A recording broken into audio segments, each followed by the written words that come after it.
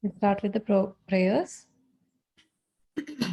Om सदाशिवसमारम्भाम् शङ्कराचार्यमध्यमाम् अस्मदाचार्यपर्यन्ताम् वन्दे गुरुपरम्पराम् सरस्वती नमस्तुभ्यं वरदे कामरूपिणी विद्यारम्भं करिष्यामि सिद्धिर्भवतु मे सदा।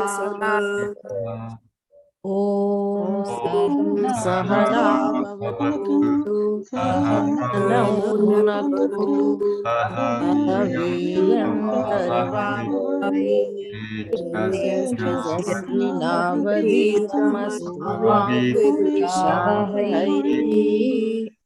ओम शांति शांति शांति।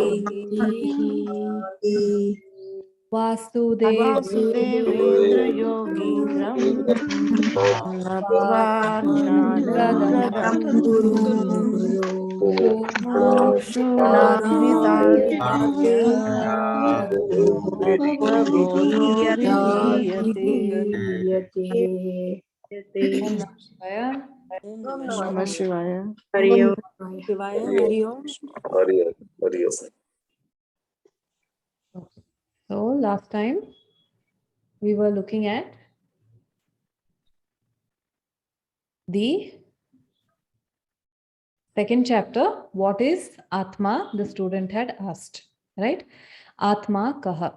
And the teacher did not directly answer what is Atma. Instead, first he started listing what is not Atma.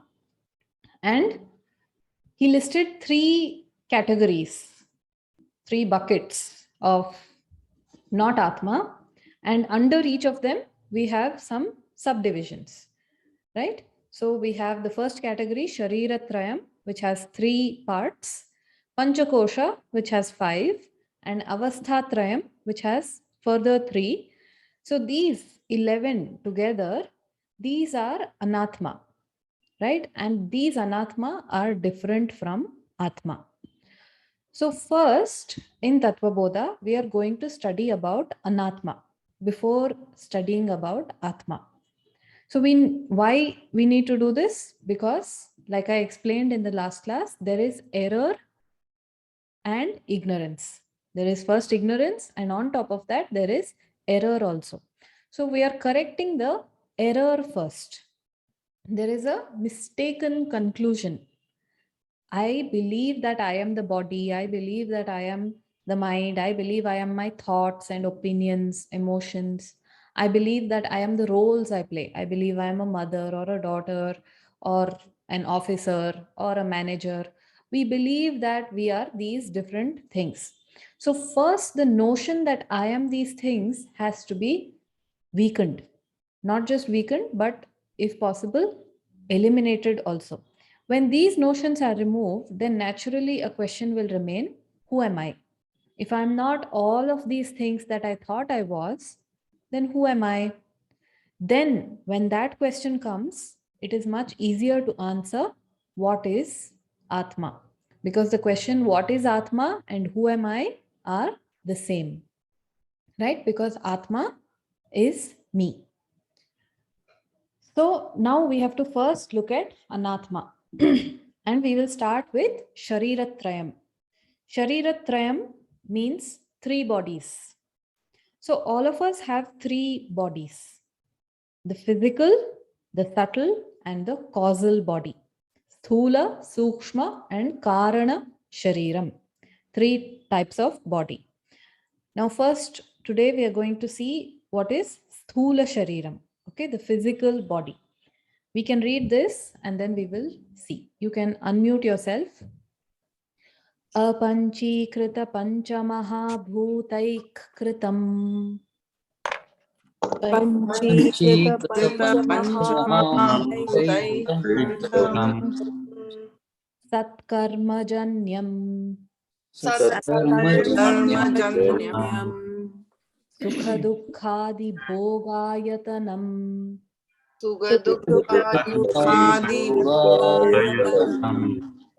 शरीरम अस्ति जायते वर्धते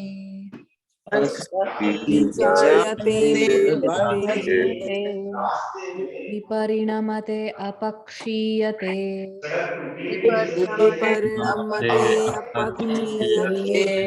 विनश्यतीति षड्विकारवदेतत्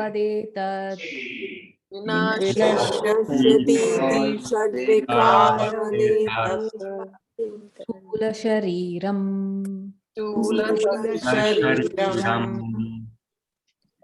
Okay. So now we are starting the topic of Sthula Shariram. What is Sthula Shariram? Sthula Shariram literally means physical body or the gross body. Sthula means gross.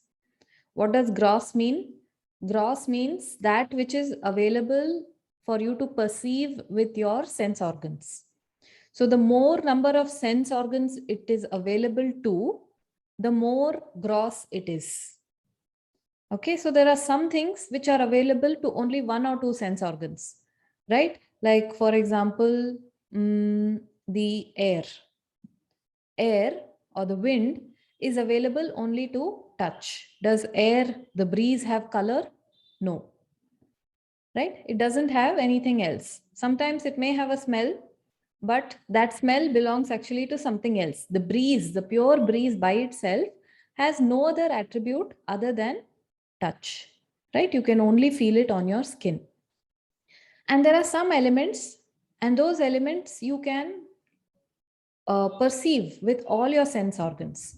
So they will have everything. They will have touch, taste, smell, color, and of course they all occupy space. So the more number of sense organs it is available to, the more gross it is.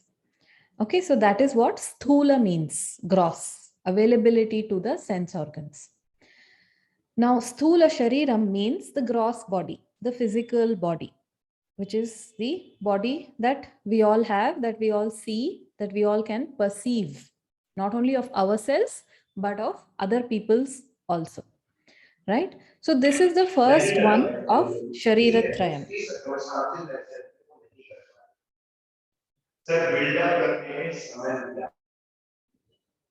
So this is the first among the Shariratrayam, the Sthula Shariram. Now the student has asked the question, Sthula Shariram Kim? Okay, I think it is missed here, but there is a question asked by the student, Sthula Shariram Kim? What is Sthula Shariram? And the teacher has given this long answer describing Sthula Shariram. Now, actually, all of us are quite familiar with Sthula Shariram. We all have physical bodies, right? We all have. Anyone has a doubt whether you have a physical body? No doubt. We all know we have. And not just us, we know that other people also have. How do we know? Because we can see it. And not just human beings, we know that other species also have physical bodies, right? Does a cat have a physical body? Yes, that is why it is called a cat. That particular shape of physical body is called a cat. If it was a different shape, we would call it dog, right? So this is Sthula Shariram, the physical body that you can see of yourself, of other people, of other species, and even including trees also, right? So all of them have physical bodies. Now we are going to look a little more in detail at this physical body. Now, actually, it doesn't require so much explanation because you're all already familiar. We all already have this knowledge, everybody. But still, we will see what the author has to say about this. And this we will study in 4 aspects. Okay, the physical body will be studied in 4 aspects. The first aspect is called condition. Second is cause. Third, function. And fourth is the nature. Condition, cause, function, and nature. 4 aspects of the physical body. The first thing we will see is the condition. What is the condition of Sthula Shariram? It is Sthula. That is the condition. Sthula means it is gross, it is visible, it is tangible. In Sanskrit, we call this Indriya Gocharam, means available to the Indriyas, available to your sense organs to perceive. So your own body is available for perception by your sense organs. Not just your body, other people's bodies are also available, right? We can see them, we can hear them, sometimes we can smell them, even if we don't want to, right? So, Indriya Gocharam, available to sense organs. The opposite of Indriya Gocharam is Indriya Agocharam, not available to sense organs.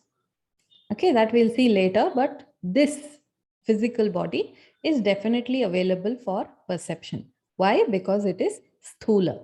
That is the condition. The condition of sthula sharira is it is sthula, gross. Now we come to the second aspect, cause. What is the cause of sthula shariram? Now, the word cause means something like a building block, or something like, if I ask, what is the cause of pot? The cause of pot is clay. What is the cause of bangle? The cause of bangle is gold. Okay, so the support of that, what is it? That will be cause. So when it comes to cause, there are two kinds of cause, general cause and specific cause. In Sanskrit, we call it Samanya Karanam and Vishesha Karanam. Okay, general and specific cause. Now, to understand this, we'll take the example of houses. Okay, so suppose there is a house. If I ask you what is the cause of this house, you will say the cause of the house is brick, cement, iron, concrete, all those things they use, basically, wood. It can be anything. Now, this cause is common for all houses, right? All buildings, all houses, they all are made up of bricks, concrete, iron, the same, these ingredients, right? So all houses are made of this. So this, because it is common, it is called Samanya Karanam, the general cause. So the general cause of all houses is the brick and the cement and all those things. Why? Because it is common. It is uniform for all of the houses. But there is another factor, another part. Are all houses the same when you look at all houses? No, the house, when you go inside, it is different, right? The placement of the room might be different. Some houses have 2 bedrooms and some houses have 5 bedrooms. Some houses are just on the ground floor. Some houses have 4 or 5 floors or more also sometimes, right? So all of the houses have different layouts, different design. The material to build the house is the same, but inside, the placement, the layout, even the interiors, all this can be quite different. What is the cause of this unique design? It is the blueprint of the house, right? When the architect draws up a blueprint, it is different for every house, right? Finally, following the blueprint and using the material like cement and bricks, the house is built. So as per the design, using the materials, house is built. So the common part is the brick and cement, and the unique part is the design, the blueprint, right? Because why is it unique? It is different for every house. And so that unique design, that is called as specific cause, Vishesha Karanam. Okay, so the Samanya Karanam is the common cause and the Vishesha Karanam is the unique cause.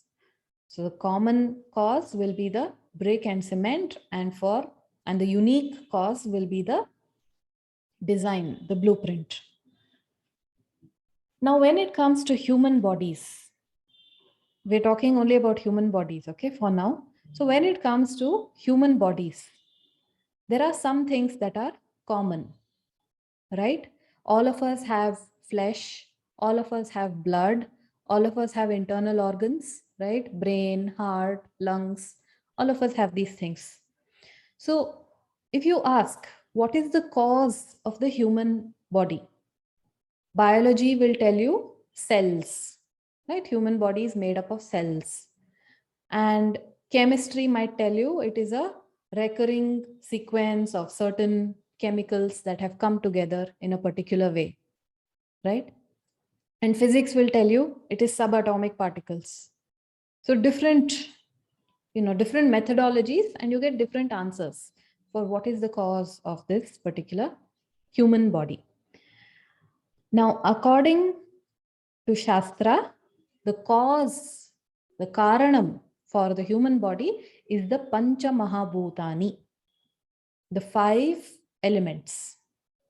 Okay, what are the 5 elements? Akasha, Vayu, Agni, Apaha, and Prithvi, right? So the 5 elements, the space, air, fire, water, earth, 5 elements. This is the cause of the human body as per Shastra. Okay, so actually in different prakriyas, that is in different methodologies, you may find differing answers, but it's okay. Since we have chosen this particular prakriya, we will go with this and we will say that Pancha Mahabhutani is the karanam for Sthula Shariram, is the Samanya karanam for Sthula Shariram. It is common for all. Everybody is made up of these 5 elements. And now what about Vishesha karanam? So all human bodies, even though there are a lot of common things, everybody's body is different, right? All the bodies are unique, are different. Some are tall, some are short, some are skinny, some are not skinny, right? So there are a lot of differences, even though the building material may be the same. And in fact, this uniqueness of the human body is what the whole science of biometrics is based on, right? Biometrics, the fingerprint scanning, your retina scanning, all these things that we use, they are based on the fact that all human beings have certain unique part. Despite us all being human beings, there's some part that is unique. Even identical twins have different biometrics, right? So it is a very unique design when you look at it. Or think of all the people who have lived before this, all the people presently on the planet, which has like 7 or almost 8 billion people, and all the people yet to come. And you see, all of them have different biometrics. All of them have a unique design. Think of the permutation and combination of this, the scope and the magnitude of such a design. It is very vast, right? Very beautiful when you look at creation like this. So all of us have different design in this way. And what is the karanam of this? What is the specific cause, the Vishesha karanam? There has to be some blueprint that designed us this way, right? To put together all the Panchabhutani, the 5 elements, in this particular way, making this particular kind of body. There has to be a blueprint behind that, right? And what is that blueprint? That is the Purva Janma Karmani, the karma from the previous lives. The Purva Janma Karma is the Vishesha Karanam for Sthula Shariram. The actions that we have done in previous lives is the cause for the current body being the way it is. So all the things that have come with this body without us asking for it, a particular type of body, a particular, composition, like whether it is a healthy body, whether it is not so healthy, whether it is tall, whether it is slim, whether it is something else. All these things are because of Purva Janma Karma. Okay. So the Samanya Karanam for Sthula Shariram is Pancha Mahabhutani, and Vishesha Karanam for Sthula Shariram is the Purva Janma Karma, karma from previous lives.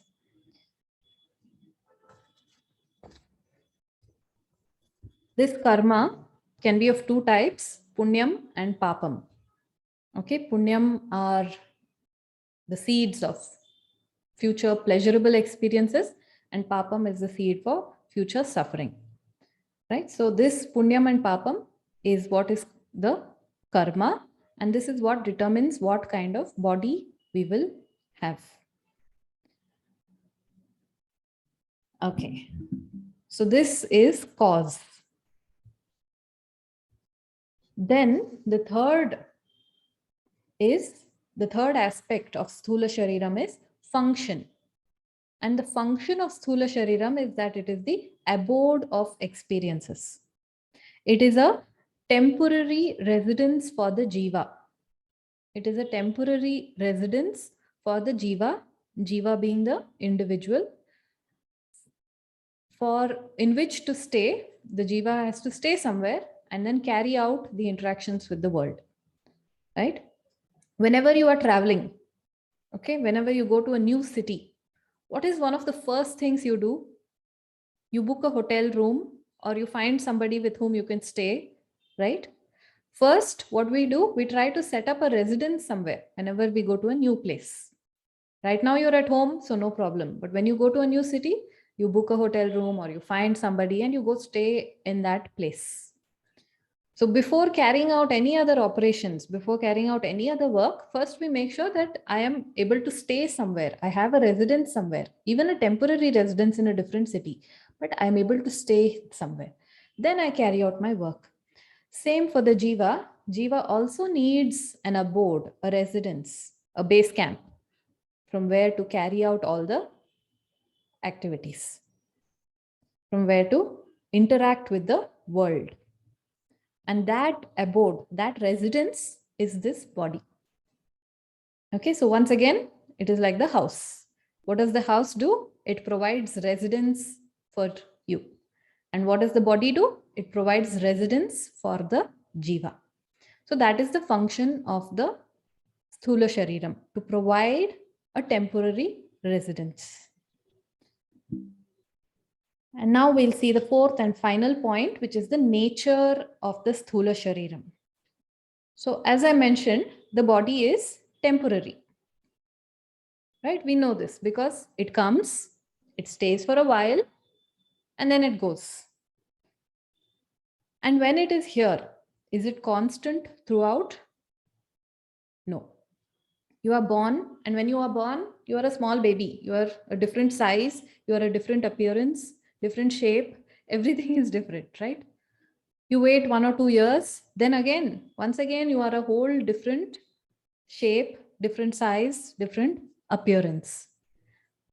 And then what happens? You grow a little more, then you are in the youth stage. Again, the body is continuously changing, but not as much as when you were a child. Then you grow a little more older, and then you enter old age. And at this point, the body starts to decline, right? Different parts stop working so well. Some parts may even fall out altogether. And then finally, what happens? Death. The physical body drops. So there are 6 stages for the human body, and they are listed here.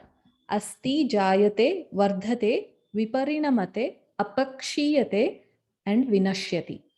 Asti is the conception stage, the potential existence in the mother's womb. Okay. Then Jayate is birth from the womb, the actual birth. Vardhate is the growth stage. When do you grow? When you are a child. So up to the age of even 15 or 18, we can say it is the growth stage, Vardhate. Then Viparinamate. This is a stage when there is no growth, but there is no decay either. It is just a kind of a maintenance stage, say from the age of 20 to about 50, right? So in this stage, there is change, of course. Continuously, the body is doing its activities, but no much change in the sense of growth or decline. It just maintains. And to the extent it needs to maintain, it is doing its activities and changing. Then apakshiyate, decay.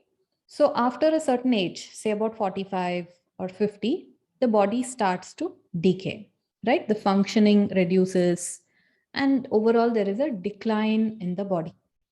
The replacement or the healing power is not as powerful as before. The replacement of certain cells which have gone through wear and tear, that also doesn't happen as much. So it is a steady decline from that point. And finally, what is the last? Vinashyati, death of the body. When we say death of physical body, what do we mean? It just undergoes a transformation. It is no longer, you no longer call it a physical body, it just joins with the elements. It is a kind of a transformation, right? So some communities burn the body, some communities bury the body. In both cases, the body has now disintegrated and joined back with its elements, with its cause, you can say, right? So it is not an absolute destruction. When we say death, it is not an absolute destruction. It is merely a transformation into something else. But it is the end of this body as we know it in this particular way. And so it is called death. Okay, and remember that this death is only for physical body. The jiva, the one who actually resides in the body, that jiva does not die. It is only the physical body that drops. All right. So with this, we have seen all the 4 aspects of physical body. And now I will stop for questions.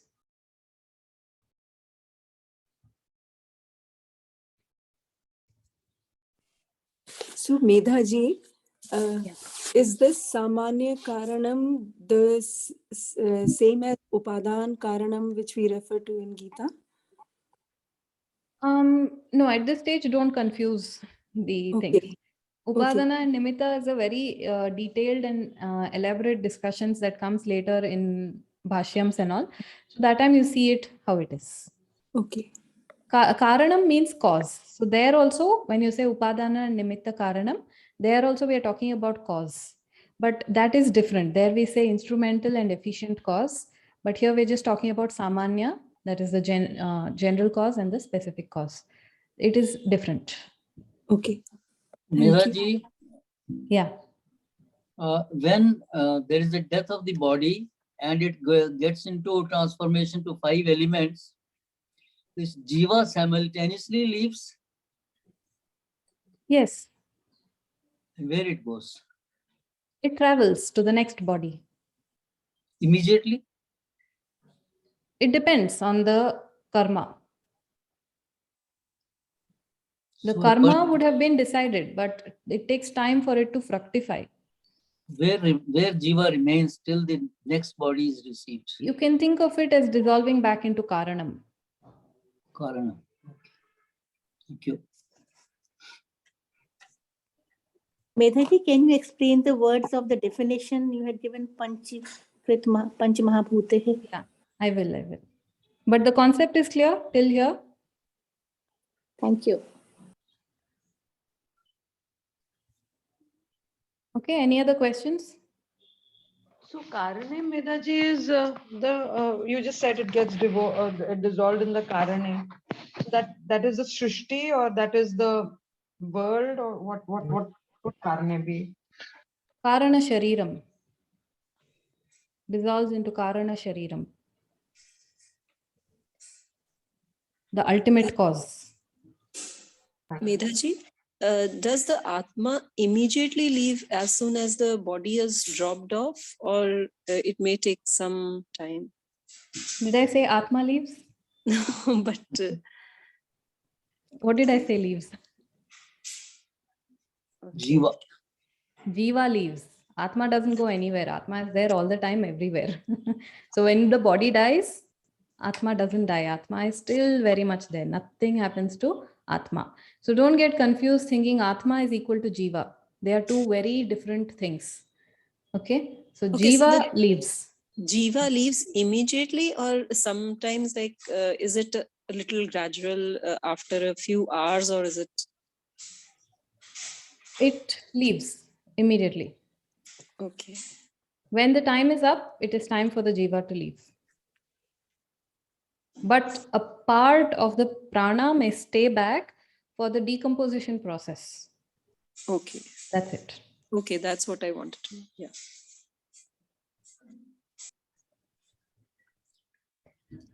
Okay. Is it jiva leaves and then body is called dead? Or is it Yes. body is dead and then jiva leaves? When the jiva leaves, body is dead. When jiva enters, it is called birth or asti. So first new jiva life. leaves and then we call its body is dead. Yes. Since prana are part of the jiva, Sorry. isn't prana a part of the jiva? Yes. Prana is part of jiva. So when you said the jiva is left but the prana remains, so I cannot hear you clearly. doesn't the whole lot leave together when the jiva has left? Then how does the prana remain? There is a certain subprana that is supposed to stay back for the decomposition process. Its job is that, to stay back. Medhaviji, Yeah. what is the, how is this brain dead and all explained? Doctors say something about people are brain dead. How is it explained here? For that, you have to study all the three bodies first. Okay. And then it will make more sense. Okay. It is something like, for example, you take your mobile phone. Sometimes, the mobile phone is working, but one part is not working. The screen may not be working, but you're still getting calls on the phone, right? But the screen Yes, is not working. It doesn't show anything. Yeah. So what is that state of mobile phone? What do you call that? It is like that. So when certain parts of the body suffer some damage, you cannot expect full expression of the jiva. Okay. So Medhaji, this is very clear when he says Sat Karma Janya. That means this human body comes from some good actions. Yeah, we are seeing that now. We're seeing the Sanskrit lines now. Okay. So the author says, Panchikrita Pancha Mahabhutaik Kritam. Okay, so Kritam means made up of or composed of. Kritam, composed of. Composed of what? Pancha Mahabhuta, the 5 elements. And what type of 5 elements? Panchikrita, the gross 5 elements make up the gross body. So the gross body is composed of the gross 5 elements. Okay, why he has specifically said Panchikrita Pancha Mahabhuta, the gross Pancha Mahabhuta, is because there is another type called Apanchikrita, which is subtle, the subtle 5 elements. Those are invisible. We cannot see it, but the 5 elements exist in an invisible form also. Okay, but here he's very clearly saying that the gross 5 elements is the one that makes up the gross body. And Sat Karma Janyam, it is born out of karmas. This body is born out of karmas. What kind of karmas? He says Sat Karma. Sat, whenever the suffix Sat is attached, the prefix Sat is attached to a word, then it generally denotes something positive. Like when you say Sat Sangha, good company, right? Good association. That is what Sat Sangha means. So Sat Karma here can be taken to mean Punyam. But it is not Punyam alone that results in a human body. Why it is said Sat Karma is because it takes a good amount of Punyam to result in a human birth, right? Because we consider human birth to be very sacred, very special, very rare. It is a very rare thing to have a human birth. And in Shastra, this human birth is valued a lot. It is considered very sacred, very valuable. And so that is why repeatedly we are told to use the human life. It doesn't come so frequently. So when you have got it, don't waste it. Use it. And so because of this, it does take certain amount of punyam to have a human birth. But it is not punyam alone. It is also mixed with papam. So the human birth is a mixture of punyam and papam, but with punyam being slightly more. Why? Because it takes a little bit of punyam to get the human birth. But once you're in the human birth, can you say everything is happy, happy? No, right? Human birth, we know human life is filled with suffering also. So it is mixed with papam also.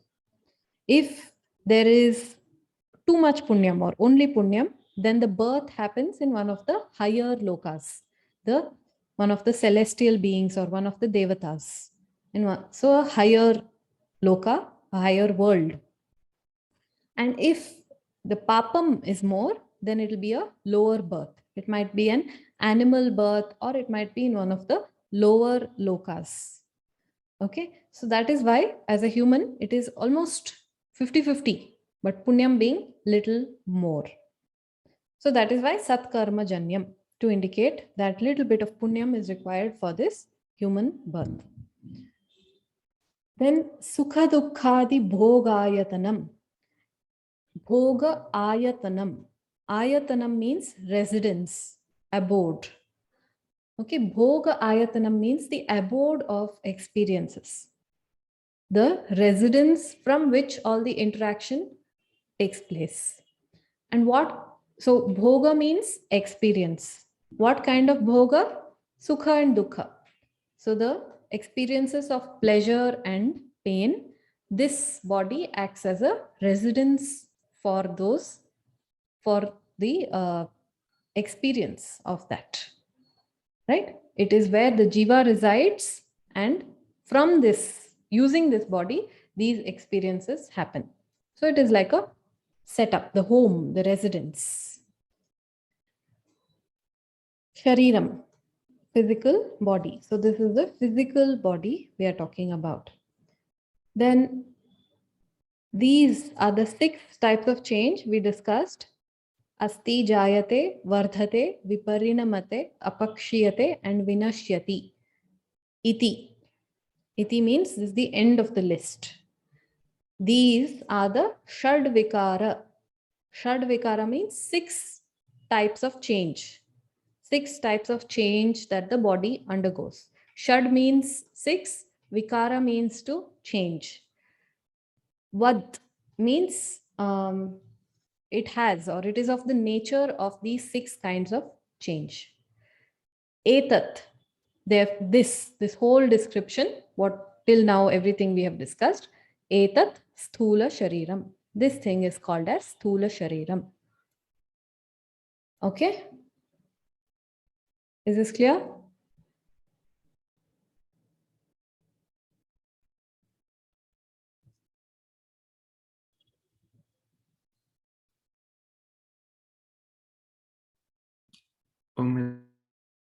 Yeah. Medaji, if you have a lot of punyam and then you're reborn in one of the higher worlds, in the higher slokas, I heard sometime that in a human body is the only way to attain moksha. So what happened if you're born in the higher realms? You need to wait until the dissolution of the universe to attain moksha, or is there any way to attain moksha in those states? Those worlds, those celestial beings, they say they do not have free will. Human beings are the only beings gifted with free will. And so those beings, because they don't have free will, it is not possible for them to attain moksha, to work for moksha. So that is why, even though the life there appears superior, more pleasurable, more comfortable, the human birth is more valued, because it is here that moksha is possible. So if we have like a lot of punyam, is also not so good in some way, because then you will not have free will in the next birth? Or it depends. See, some people, if they don't I think it will come later in Bhagavad Gita also, that if you don't use this life properly, you may not be given this gift of human birth in the next life. You will be sent somewhere else. But if you use it properly in this life, then there is a chance that once again your journey will be allowed to continue. Thank you.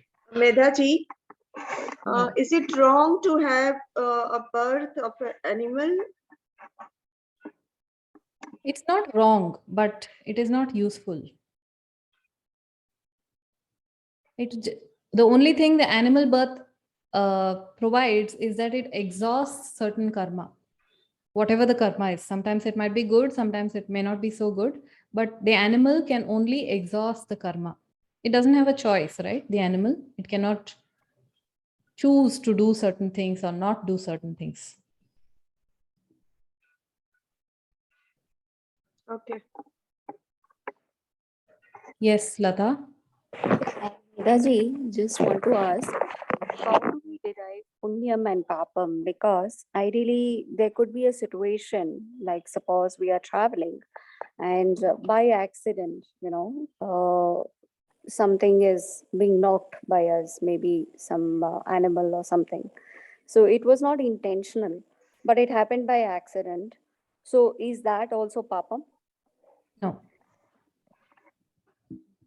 If there is no intention to do certain thing, it does not generate either papam or punyam. But there is an action, right, which has happened. Yes, you are just the agent for the execution of that animal's prarabdha. That's all. Okay. You are just the medium through which that animal's karma is carried out. But unless you chose to do, then there is no karma for you, karma phalam for you. Okay. Thanks. What is higher loka? You said lower loka may be the birth of an animal, but what is higher loka? There are supposed to be What is superior to humans? There are supposed to be 14 lokas in total. So there are 6 higher than us and 7 below us, and plus our bhuloka, which is 14 in total. So those lokas that are higher than us, those are the higher lokas. We call those Swarga Loka in common. And the lower lokas, sometimes they're called Naraka. Other names are also there. So all these lokas will be in this world? Not in this world. They may not be part of this world. So we don't know much about these. We only have to go by what Shastra tells us, because we do not have the means to see these lokas. So one interpretation that some other people like to make is you take the 14 lokas as being part of this world itself. So those who have a better life on this planet, you can call that a Swarga Loka. And those who have very bad, miserable lives on this planet, that is as good as being in hell, right? That is one way. But the Vedas very clearly talk about different lokas.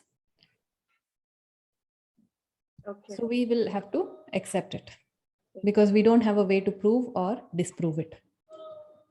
Thank you, Madam. Gitaji, one question. I don't know, it may sound silly. We have to kill, mosquitoes and flies to prevent ourselves from diseases. So does that amount to papam? Yes. But it is unavoidable papam, no? But, then we are preventing diseases like dengue. We are preventing, if we are killing the mosquitoes and avoiding those mosquito bites. So that is why I said it is unavoidable papam. In life, certain times you have to do certain things, right? If, we have to protect the house, the children, our own bodies, and you have to take certain steps. These are unavoidable papam. And, it is wrong to think that you can go through life totally avoiding papam. Okay, that never happens. You have to live with both. Yes. So this papam also has different classifications. Unavoidable, avoidable. Some of it is unavoidable, right? So you can also think, If a person is Or eating there is non-veg, always there is no categorization as such. There is always a choice, no? But every choice has a consequence. That is Medaji, all. if a person is eating non-veg, Yes. as such in Hindu culture, uh, everyone eats, in Hindu culture, one can eat non-veg. So if animal is killed for the purpose of eating, will that amount to papam? Yes. Then why is it non-veg is allowed in the Hindu culture? Can you live without eating? Even killing a plant for that matter is a papam, no? To eat it. But can you live without eating? No, Now tell me, is this avoidable or unavoidable papam? it's unavoidable. But when we don't usually kill a plant, we usually pluck some part of the plant, as in we just pluck the vegetable, we just cut the vegetable from the rest of the plant and we eat it. So the plant doesn't die. But when we Is it a lesser papam or more papam than killing the animal? Sorry?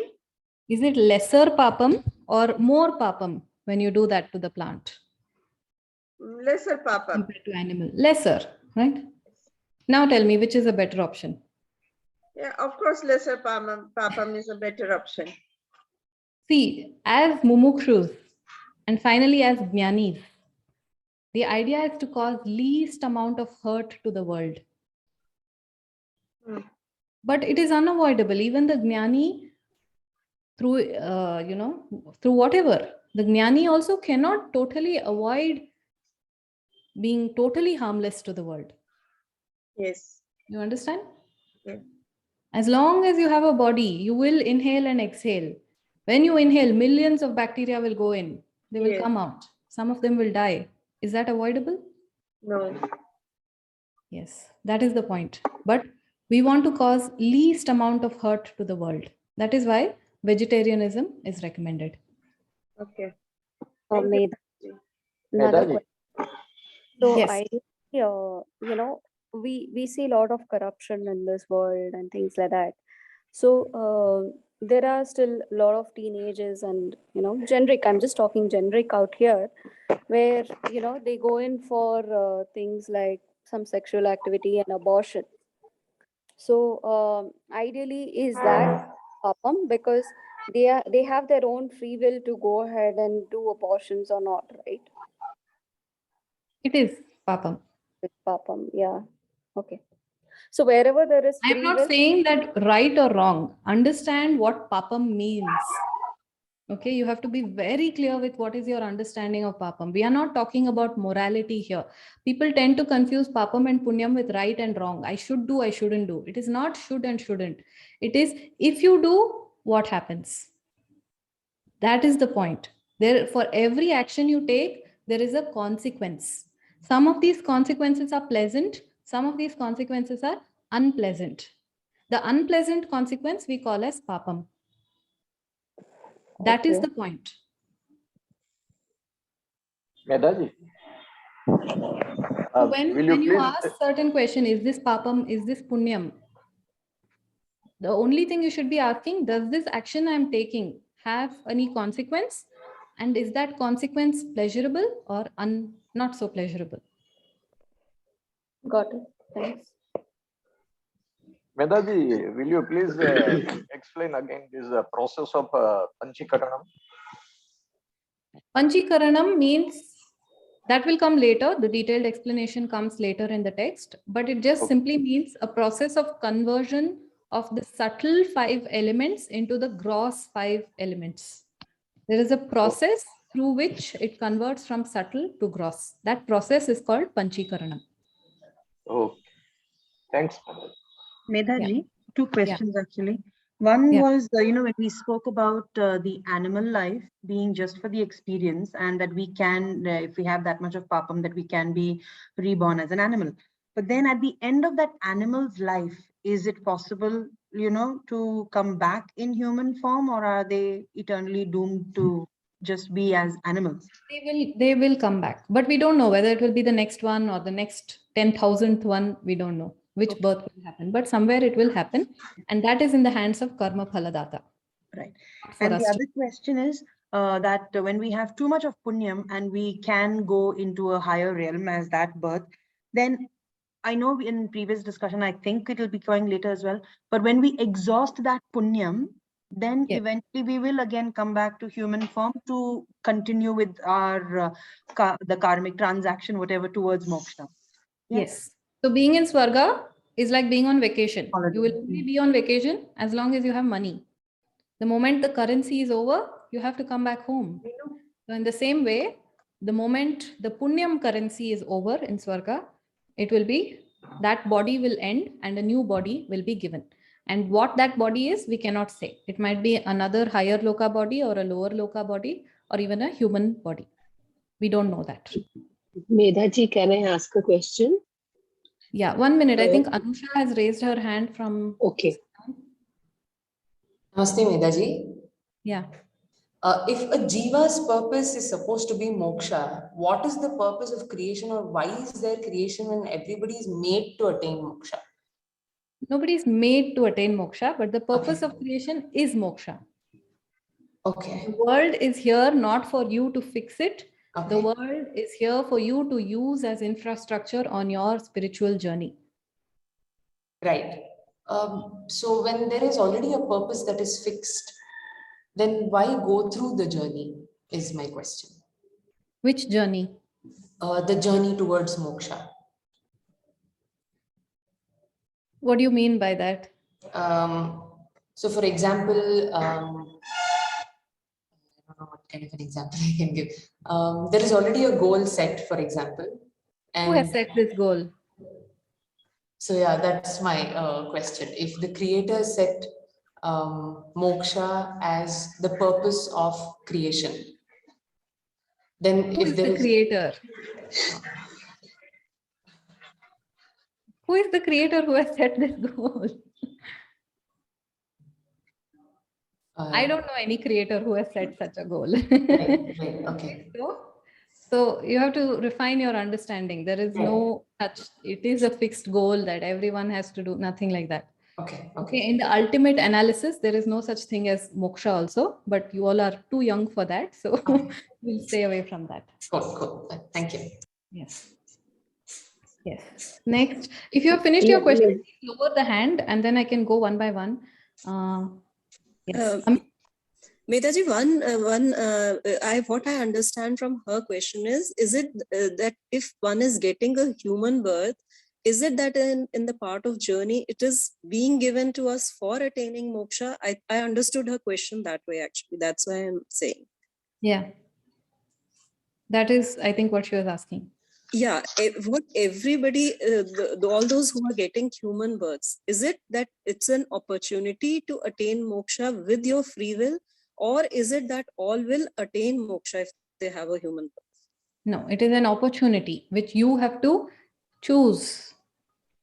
That is why free will plays such an important role. If it is guaranteed for everybody, why should we work for it? What is the need for Shastra? Anyway, it will happen, right? So that's why we have to undertake what we are undertaking. That's yes. Thank you. Medhaji, can I ask? Yeah. We are talking about the living beings. Here we talk only about human beings and animals. But where do plants feature here? Plants, almost the same category as animals. Maybe one step lower also. Okay, so that means they also have the Shariratrayam. Of course. Okay, so that means when you do a lot of papam, you go into a plant stage? Or something worse also. Okay. Plant, because, they cannot run also if somebody attacks them, right? Yes. Animals maybe at least can run away, still little bit more, that much is there for animals. But plants don't have that also, that is why. So in the lower form of birth, we will include animals and plants both, right? Yes, plants and animals both. Okay, thank you. Medhaji, so ideally when we say higher lokas, that we would gain birth due to our punyas. So ideally, is it that you would become a devta or something like that? Possible. Okay, so then in that case, Krishna, Shiva, Vishnu, all these are devtas, right? So No, they they are. are avatars. Avatars and devatas are different. What's the difference? Avatara is Ishvara himself. Devta is still a jiva. A jiva in a very high position, you can say. But avatar is pretty much Ishvara himself. There is no, he's not bound by karma. Devta is still bound by karma. Okay, so when Krishna took birth and came here, he came as an avatar and not as a devta. Yes. Okay. So ideally, he's already got moksha, Krishna. All the avatars are already in moksha. They have not got moksha because there was never moksha for them to get. They were never bound. They are Ishvara himself, right? And Ishvara was never bound. It will take time. You have to wait. Medhaji, what can you give some example of the devtas? Surya Devata, Yamadharma Raja. But then they have their different kind of life. They are not working for papam and punyam. No.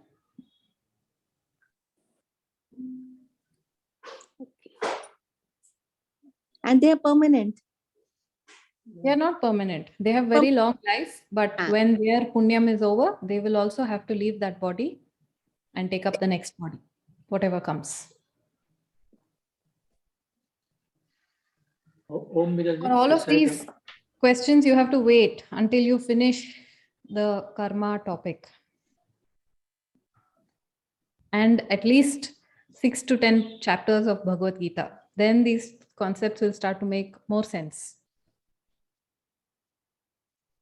Yes. Om Miraji, this side with. Ma'am, just wanted to ask one thing. Like we are currently studying the classifications of Atma. We are studying what Atma is not about, all about. So similarly, do we have any concept which tells what is Jiva all about? This is what we are studying, right? This is all about Jiva only. But Jiva is not physical body, no? So is Not it just physical body. It is the main part of Jiva is the Sukshma Shariram. So that Sukshma Shariram is what is called as Jiva in most contexts. Okay, thank you.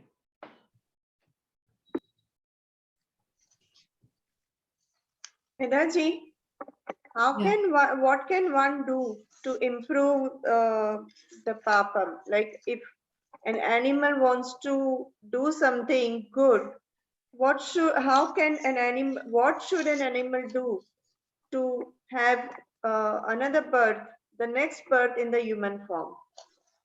The animal cannot do anything. You as human being can. So the animal will remain as animal in all the Jan? Not necessary. It will change. What is that will change? For that, you have to wait till we cover the topic of the law of karma. All of this will be covered in detail there. The 5th chapter of Tattva Bodha. Okay. Thank you.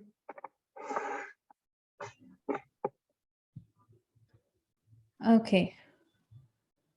So with this, we can stop today and continue in the next class. It's time up. Right. Any questions about Sthula Shariram? Okay. We'll end with the prayers. Om Purnamada Purnamidam Purnat Purnamudachyate Purnasya Purnamadaya Purnamevavasishyate. Shanti Shanti Shanti. Hari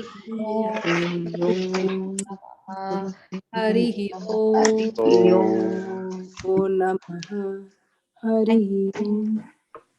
Thank you, Medaji. That's my- Thank you. Thank you, Medaji. Thank you. Thank you so much, Medaji. Thank you. Thank you, Medaji. Thank you.